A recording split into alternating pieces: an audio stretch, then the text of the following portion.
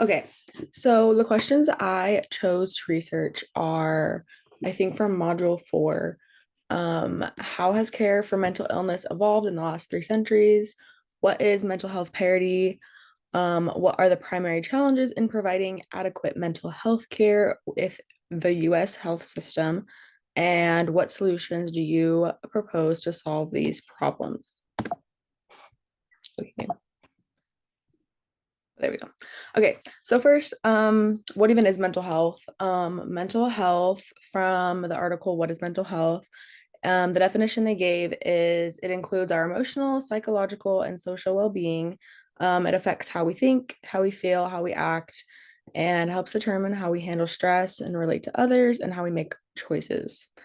So some common like mental health illnesses that you might know of are like anxiety disorder, bipolar disorder, depression, eating disorder, self-harm, PTSD. Those are just some of the most common ones that I know of. But there are many, many more. So getting into the questions, how has mental health changed?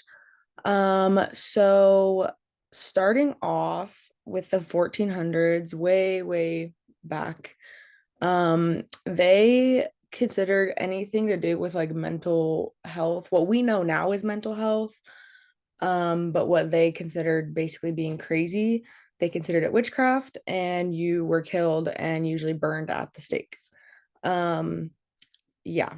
And then moving on to the 18th century, that's when asylums were introduced. But these asylums were not good. They were usually windowless. People in these asylums were beaten, and a lot of the times they had no contact with other humans. So really it was just a place for them to be further abused. Um, and then in the 1960s, that's when antipsychotic medications came into play. And obviously now it's very, very different. We are very open about mental health problems, and there are things like psychiatric hospitals. There are things like therapies, exposure therapies, talking, behavioral therapies, and so many more different types. Um, and asylums are actually now closed. Asylums are no longer a thing. And so that is very good. So mental health parity.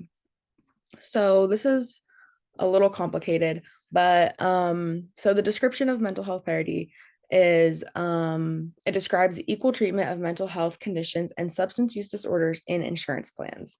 So what that means is basically insurance plans have to offer equal care to mental health conditions and substance use disorders within their plan. Um, but this doesn't always mean that this care is adequate. It means that it is equal to what your insurance offers for other problems.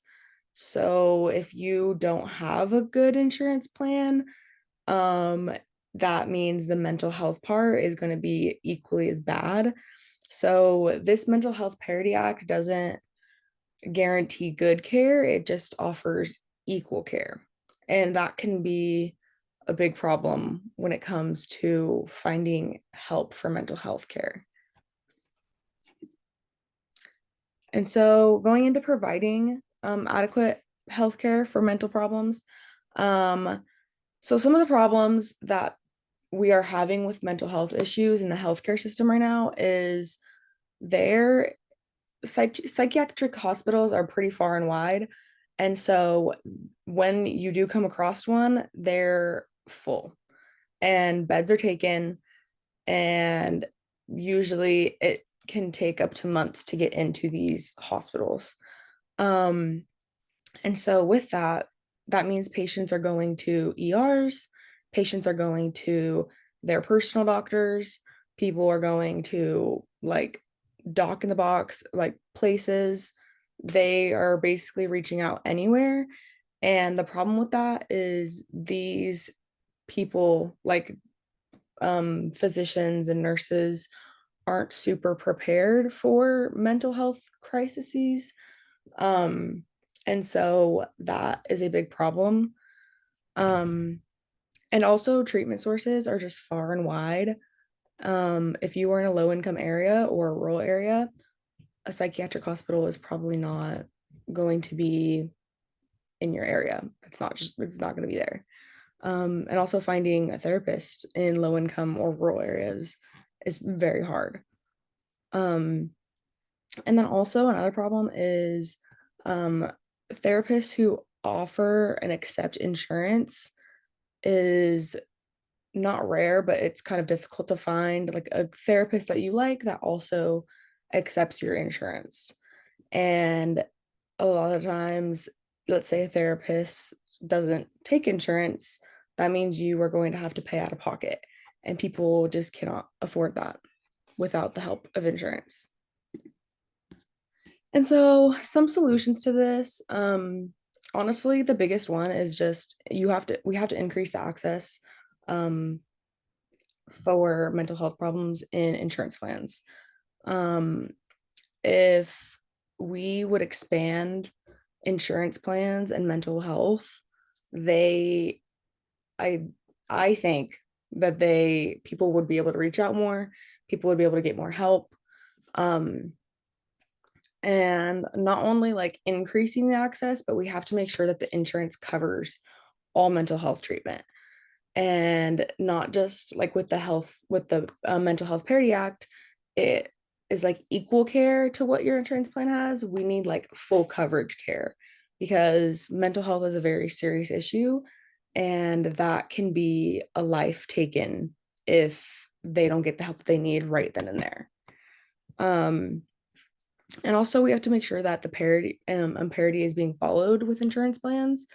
I feel like that could kind of slip through the gates if it is not being checked on. And also addressing the cost of mental health care. It's very, very expensive to reach out to therapists and psychiatric hospitals and getting all this help. It's expensive, just like it would be for physical care. It's just as expensive for mental health. So that definitely needs to be improved. And then these are my references.